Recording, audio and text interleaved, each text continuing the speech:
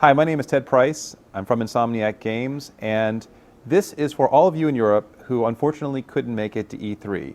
We've appreciated your support over the last couple years for Resistance, and what we'd like to do is take you through the footage that we're actually showing off at E3 and explain what we've been doing over the last few months. Now, a lot of people have wondered how Resistance 2 is going to start. And we spent a lot of time discussing the best way to really tie Resistance 1 and Resistance 2 together. And what we hit on was beginning with the last movie in Resistance 1 and having it transition seamlessly into the first movie of Resistance 2. This means that there's no time elapsed between the two games. So what you're seeing here is the first cinematic in the game. And you can actually see the difference between our movie-making techniques in Resistance 1 and now what we're doing in Resistance 2. There's several things that we've done in Resistance 2 that have made it much easier for us to create movies at higher fidelity. The number one change has been the use of motion capture. In Resistance 1, we hand-animated everything. But with Resistance 2, we've been using actors in mocap volumes to create much more lifelike motions and to really convey the story a lot more convincingly than we had before. Another really cool piece of technology we've been using is the InterSense camera. The InterSense camera allows us to create the scene first and then refilm it with a camera whose motions are actually motion captured. And what this does for us is create a much more filmic feel for all of our cinematics, and you can see it demonstrated in our first opening cinematic for the game. The characters in the game have had a major overhaul in terms of the technology underlying them. First of all, we've got much higher res textures and normal maps and better specularity on the characters so they pop out of the environment. We've completely revamped our lighting system. We now have much better support for our dynamic lights.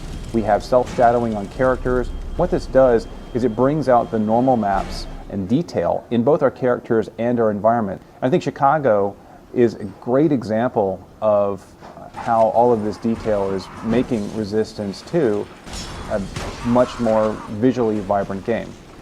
Secondly, they're all using the motion capture techniques that we're using in our cinematics, so characters move more believably and with more fluidity. And we have the Grims.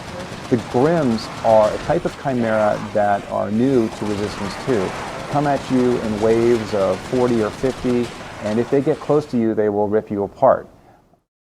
Resistance 2, in many ways, is all about scale. With the improvements we've made to our engine and with the ambitious design that we've come up with, we've been able to support much larger vistas and, of course, much larger enemies. In Chicago, you will fight a 300-foot tall Leviathan. This is a character that for us at first seemed impossible to do, because making a 300-foot monster stomp around and be interactive with the environment and be interactive with the character is pretty darn tough. Plus, it's very difficult to make it look believable both at a distance and up close. But the technology we've developed has allowed us to do this. So when you do get picked up by this Leviathan, it's a different fighting mechanic than you're used to in the game. The Leviathan isn't the only boss character you're going to find in the game. There are several other very large and unique characters that you'll encounter as you move through America.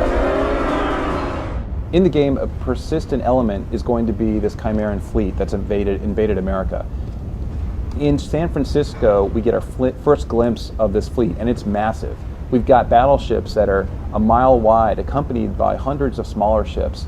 And what they're doing is systematically taking apart our cities. Here we get to see San Francisco just being obliterated by this fleet. As you're moving through the game, you'll get to see the fleet in a very close-up fashion.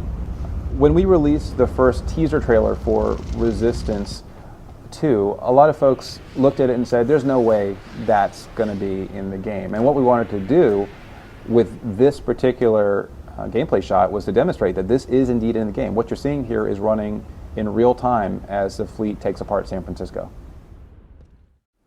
Guys, thank you for taking the time to watch this. We appreciate all of your support for Resistance and Resistance 2.